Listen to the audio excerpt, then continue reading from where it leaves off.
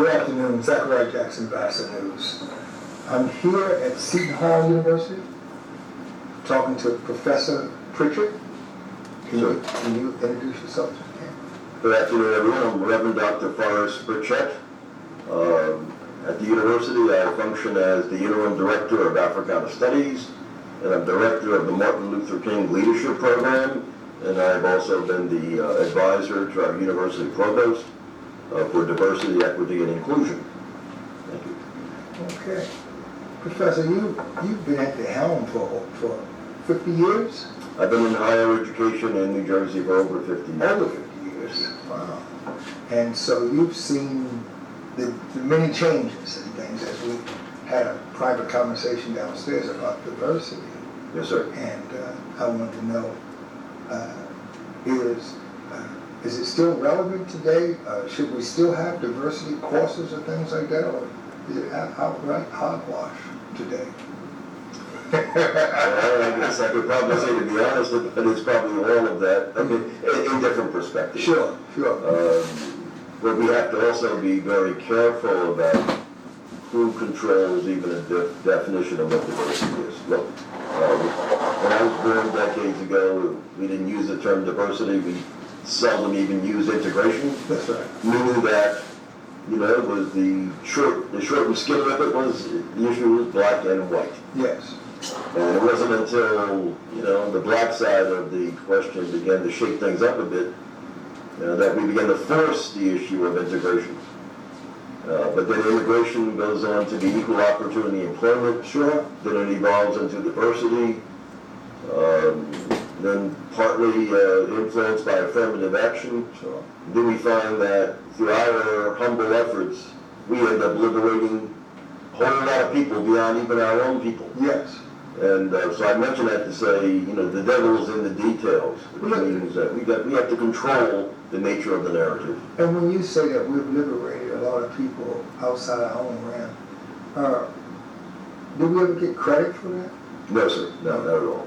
I'm hoping right now, from the point of view of academics, as history professors and scholars start to write the books about the 20th century, yes, that they really have to have a chapter about what was the moral force of the 20th century. I believe the moral force was the struggle of our people. Sure. It started off being a civil rights struggle, and we end up making it almost like, literally without saying it, a struggle for universal rights, in that we've helped to liberate Negroes, the disabled population. We've given women more rights than any of their movements. We've helped more immigrants to the country, I think, to be received in dignity, yes, et cetera, et cetera, et cetera. But with all that we've done as Black American people, why do people shy away from us? Why do other groups shy away? That they, still act so fine, although that they here benefiting from what we've done. The two reasons I'll identify. Number one, I think we've had for hundreds of years what I would call an anti-blackness in the mentality, if you would, of many people in the world. And number two, I think they simply don't want to give us credit.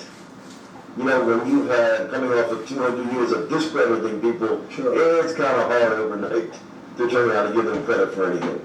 But we have to be the ones who, I think, pat ourselves on our own back. Because when we had these marches, and this is what I called in the open line on Sunday morning. Yes, sir. WBLS. Mm-hmm. And I said, the march was beautiful. I enjoyed going down on a march, going down, taking a bus ride. Yes, sir. I said, but like any person that probably have not eaten in a minute, I'm hungry. And I said, what I was hungry for, to see more people of color here. Yes. To see more different, diverse black folk from Caribbean, from Africa and things. You may see a sprinkle. Mm-hmm. And, some of us think that that's good, but if we're fighting for everybody, shouldn't everybody be in it?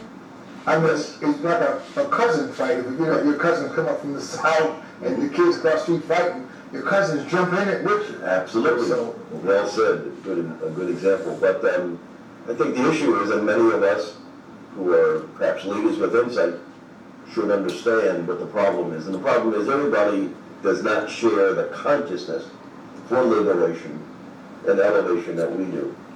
And if anything, we should be the ones, unfortunately, who have to, in a sense, bring this to their attention, to socialize them into the understanding.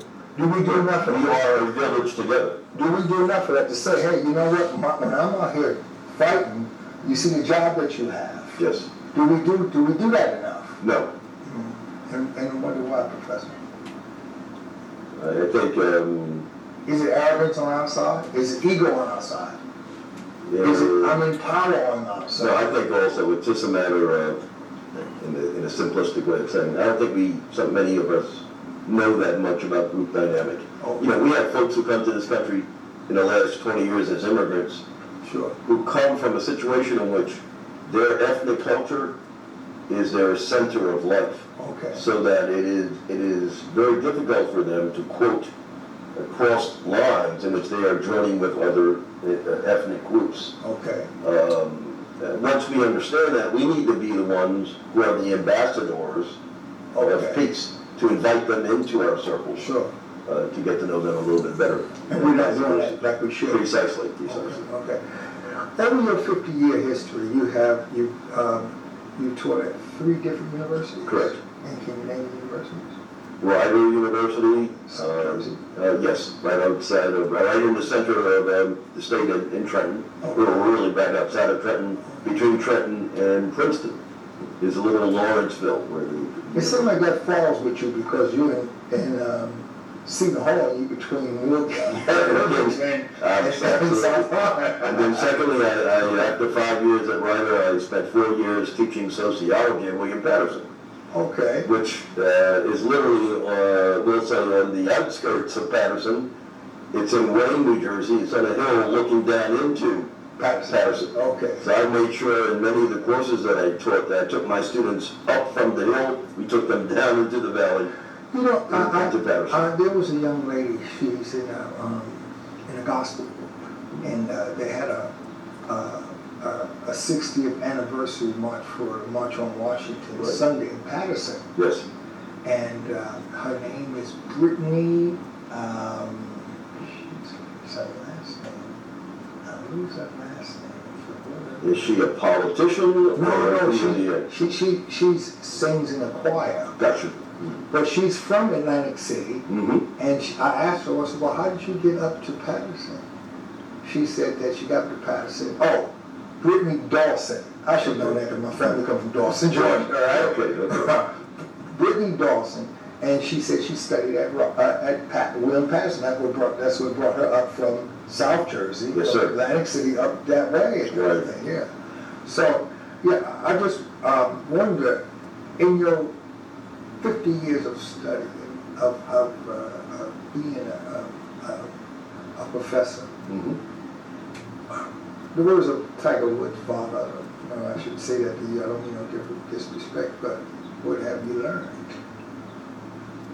Well, I've learned living life Okay. that I have from my textbooks. Okay. I'll keep that clear. Everything I know come from the books. It came from the book of life. Okay.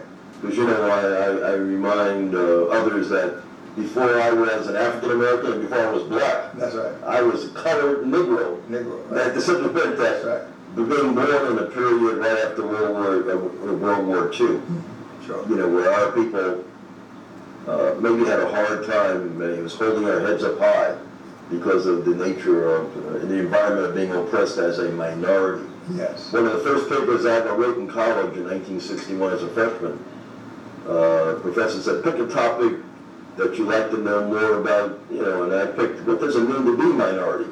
Wow, that's deep. Do you still have that paper? But no, sir, I'm afraid that paper has, matter of fact, I got some census numbers, and I found out that in the year 1961, 90% of the so-called minority group in America were Negroes. Black American, yes. Yes, sir. Yes. And then of that remaining 10%, a large number were Puerto Ricans. Yes. So that gives us some insight to the nature of the Spanish-speaking population. Yes. It was not as diversified. Yes. And then there was a significant smaller number identified as, at that point, Native Americans, and then 5 or 6 other groups, which then raised my awareness about the fact about once upon a time, I thought there probably were tremendous numbers of so-called Native Americans here. Sure. But what has happened to all of them? But that was just something that went through my own mind. Sure. And, but we don't have reservations in this area, do we? no, but we do have land which is still controlled legally By the native. by, exactly, groups, the Lenape, up in Bergen County. Oh, yes. And they actually have, I think, territorial rights. Yeah, because I remember being with Larry Hammond one night at one of their meetings, and I believe that the chief came down. That's very likely, very likely. Yeah. And spoke. And I remember the words that he said. He said at the end, because we had a brother by the name of, I don't know his name, Infuma or something like that. And he said that he was part Cherokee, part Indian. Mm-hmm. And then the chief stood up and said, well, you know, and then another lady said that looked more Caucasian. He said, well, you know, and I would say the chief told the truth. He told how people think. He said, well, you know, if you look like him, of course, people are going to question it more than if you look like her. Mm-hmm. Absolutely. So, you know, it's a very, educational moment and things of that nature. So, what have you seen, the change in the universities? Are we coming to college like we should? Are we finishing college like we should? Good. I see 2 distinctively different things. Okay. In increasing access on our part, yes, we are attending in higher numbers. Yeah. And that brings about a certain, I think, set of elements and issues. Integration of institutions which have been formerly, you might say, segregated, but nobody called them segregated. Sure. Brought, issues.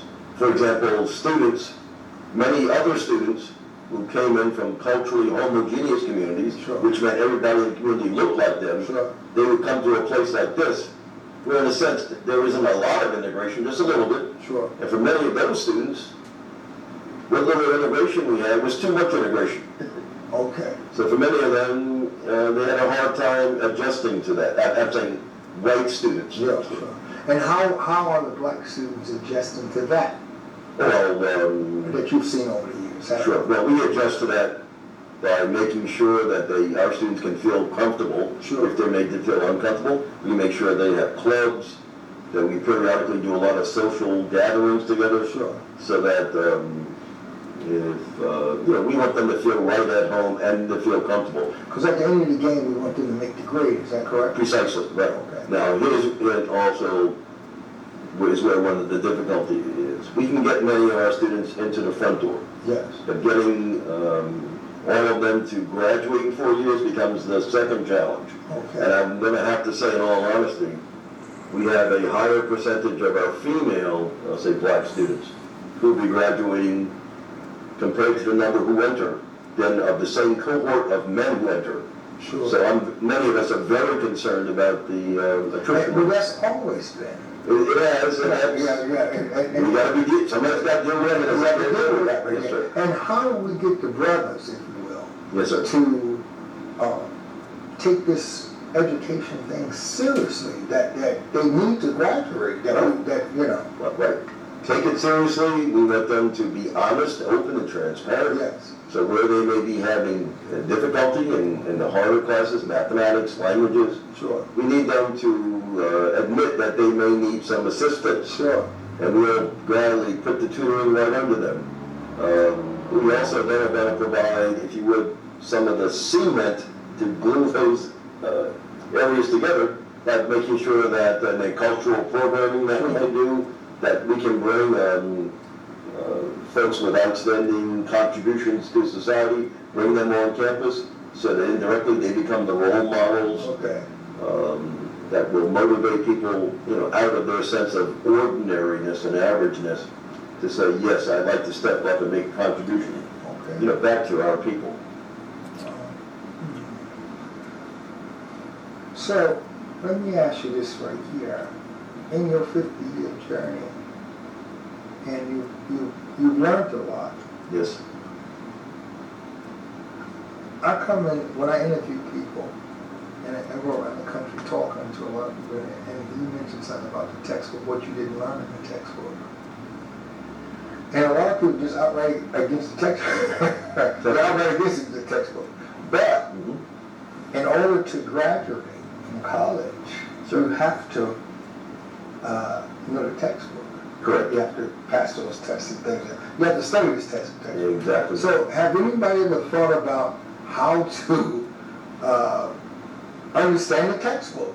Because that's the engine that's going to get you to even be able to talk to me. Sure, certainly. As a black professor. Exactly. Yeah. If I'm understanding exactly the question, we do have in today's world people who are reading development specialists. Okay. So we can even sit someone down, a student, they can give them a reading diagnostic test Okay. to find out either between their speed of reading and or their comprehension level Okay. where improvement is necessary. Okay. So that, yes, matter of fact, universities like this will even take some of our best students in mathematics, sciences, language, and writing, Yes. and actually will give them a job of being a tutor, Okay. so that no one else will pay them, Yes. because they've got to be on the dean's list for the highest grade possible. And I say that, interject that, I say that because I've met, and I won't call names, different, ex-professors from universities that's written their own books. Right. And they would give, a quote unquote a seminar, where they Yes. talk about college and talk about things, and they would be so down on a textbook that the textbooks are no good. And so I see the situation where the young man that believed in, let's say, the chancellor, this guy was a chancellor of a school, I won't call him that. Yeah. And he believed in the chancellor, and he was a functionally young man that could read and things like that, but he believed the textbooks were no good. But in the meantime, I said to him, well, now, like you said, this guy tell you the textbooks is no good. Yes. I said, well, he couldn't be a professor without going through those textbooks. Right. And it has negated you from even having any interest in the textbooks. Certainly. And that's why you didn't finish college. Thank you for that reminds me of a story from decades ago when I was an undergraduate. All right. So I hope I can do justice to the issue that you raised. I took a course called the Sociology of the Family. Okay. And I was a senior, and so I'm at the height of my game in the sense of understanding how to read, how to write good papers, Yes. and how to ask my professor good questions. Well, in this book, it's the first chapter dealt with what is a family in general. Then there was a chapter on each of the major ethnic groups in America and their family structures. So there was a chapter on the white family, the Asian family, the Negro family, and so forth. Sure. I read that chapter on the Negro family in 1964. Wow. That was 1 year. And the conclusion of the authors was that because more of our families were headed by women and that were not mom and dad at the top, that the author concluded we cannot conclude, therefore, that the Negroes live in family units at all. And because it's not a traditional, many of the families were not traditional with mom and dad at the top. And I raised my hand and asked my professor, I said, what makes for good research? I said, the fact that you're looking at statistics? Yes. Or you're living the experience? I said, because if I go home and tell my mother and grandmother that we are not a family, they want what some scholars said. They would say, boy, we sent you to college and you lost your common sense. Yes. But that was my moment of awakening, that indeed, scholars are trained to be empirical, which is scientific and statistical. Sure. But life is what it is. In the absence of so many of our men historically perhaps being killed off as a result of racism in this country, our many citizens... Some of them volunteered into drugs. Yes, and all of that. Volunteered. But our women have stepped up to, if you would, be mom and dad if necessary. Yes. That our families have survived. Yes. It may not look exactly like the other across the street. Believe it to be with Their family, yes, sir. But so that I think we all have to appreciate when and where we enter. Yes, and work through that right there. Yes, sir. Without carrying baggage. Yes, sir. Yes, Amen. Which is kind of, sometimes it'd be hard when you among peers that would probably Sure. come from what they call a traditional family structure. And then also, I can develop a second example that comes, I think, out of that same context. But on paper, I think many of our people on paper, let's say, coming out of high school, you transcript, historically, may not have looked as competitive as many other average people. Sure. On the other hand, my hypothesis, my theory was, let me identify some people who have high motivation, but look very poorly on paper. And I think if we get them into these colleges, these students may sit up all night long with a pot of coffee, because they're going to make sure that they overcome their shortcomings in their preparation to make it happen. So motivational levels, inspirational levels. We can't buy motivation. Can we teach motivation? Yes, we can. And have a, But on the other hand, the folk wisdom, you guys lead the horse to the water. We can't make them think. Yes, so sir. the kids at school, we can't make them think. Yes, sir. Absolutely. So, all right, and so you've been a beacon of hope for the 3 universities that you've been, and many people lean on you. How do you, I remember years ago, I was a little boy, I didn't know, and they said, the teacher asked me, how do you spell relief? And I didn't know. I jumped up, I think I was in the 2nd grade, and I said, R-O-L-A-I-E-S. Yes, I read that commercial. They said, that's not what you got to say, it is. That's it. That's great. They said that on TV. Yes, sir. How do you find relief? So many people lean on you. Yes, sir. Right. And also from all different backgrounds. Yes, sir. Well, let me illustrate that by a story I told about my first several years in higher ed when they hired me at Rider to do one job. Okay. But what I found was that, that job was simply to be director of financial aid. Okay. But I found that the entire weight of 400 years of oppression also fell upon my shoulders. What that meant was we had students bringing to my attention all kinds of problems in the classroom, bigotry from professors and all of that. Or we had staff people who weren't being treated with dignity. And they come right to you. And indeed, so what I ended up doing at night when I would get back home, I'd go down into our basement, I would turn all the lights off, after I put on the 78 with Marvin Gaye, singing What's Going On. That became my way of regenerating my energy. Wow. I cut off all the stimuli, I turned the lights off so I couldn't see anything. Yes. And I would let his music minister. Yes. And build my spirit and soul up. And even to this very day, I was interviewed recently by a hip-hop radio station, All Politics are Local, and they asked me what was my take on hip-hop music, what's my favorite artist. Yes. I said, I can appreciate the honesty and the tenacity of Tupac. Yes. I said, but I have to admit, my spirit still lies and is cultivated by rhythm and blues. Yes. And Marvin Gaye's prophetic writings in his songs. I grew up I adopted the tutelage of Maurice White from Earth and Fire. Love him. I mean, for years I didn't even listen to another group. Sure. And I'll say this here about hip hop, and I don't mean to offend anyone, but I didn't think it was going to last. I thought that it was just, a task that these young people was expressing, because I had never seen singing that way. Absolutely. And I come from a family where my father, if he was living, would be 105 years old. Amen. My mother would be 100 years old this year. Okay. So, hip hop, no, I never really, I can listen to a hip hop song now.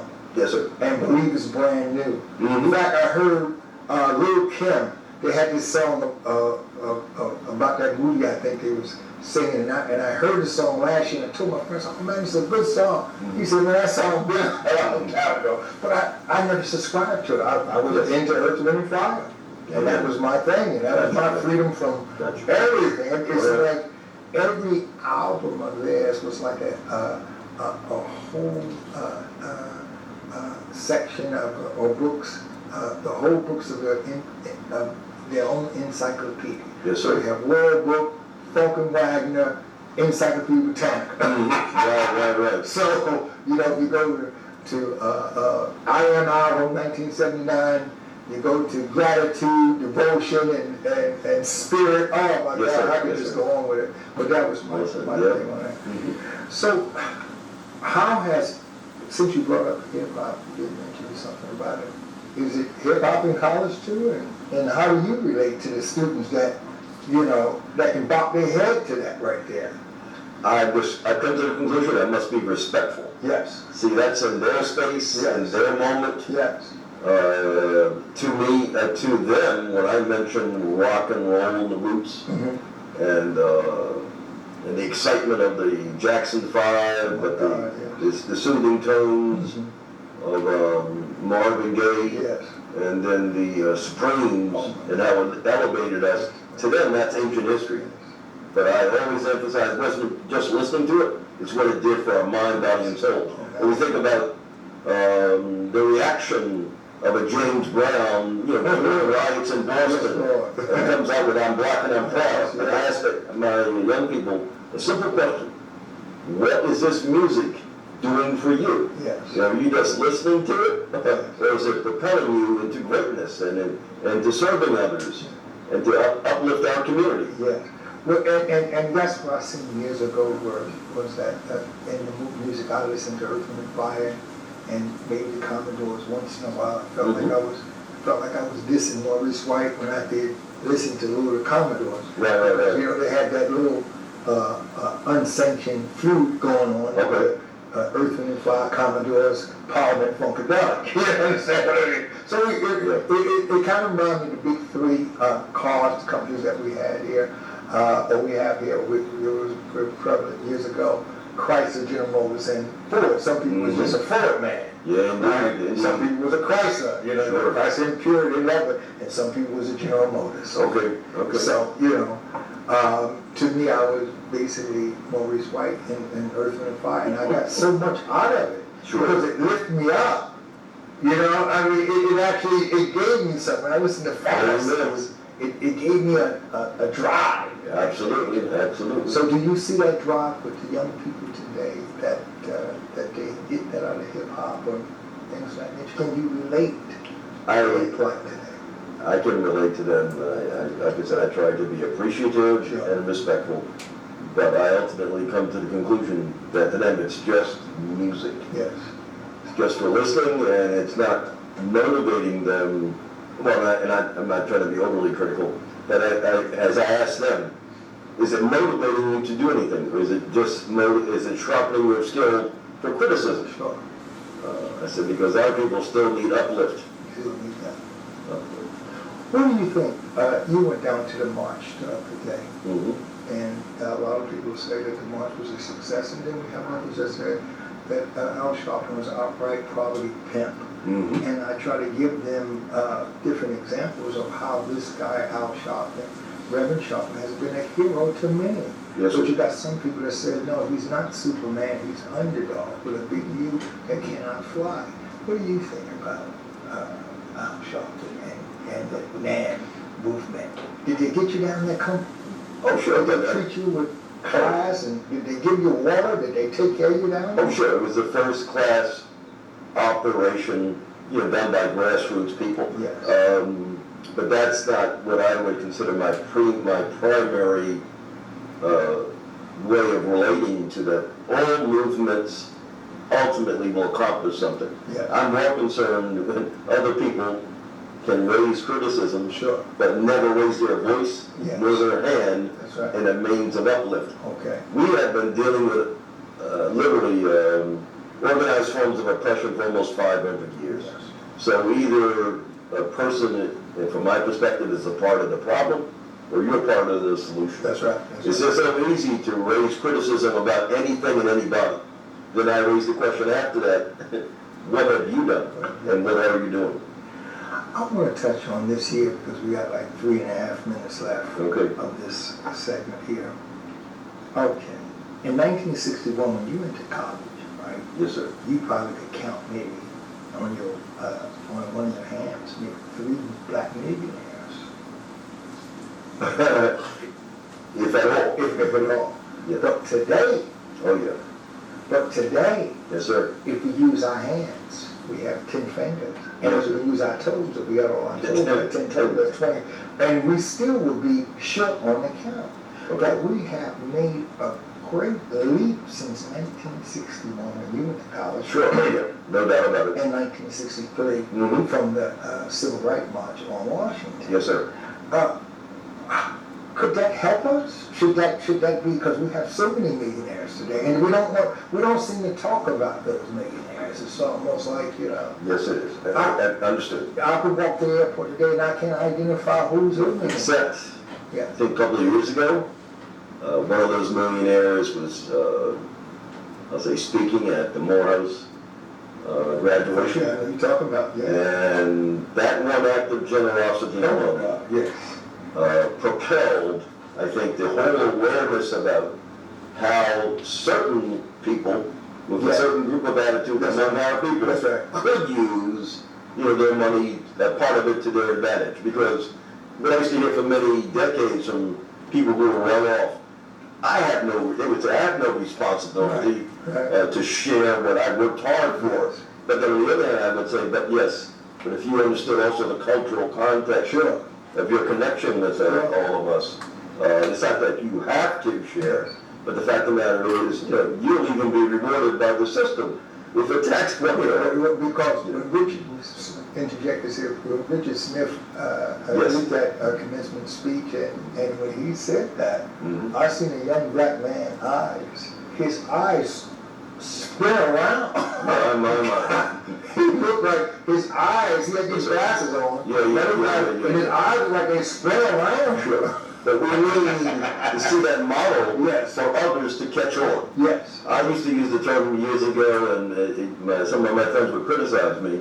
I would say, it's time to think about creative capitalism. They said, what are you talking about? I said, well, capitalism put our people historically into the plight we were in. Yes. I said, but I could also see, us wanting to own McDonald's and the cities.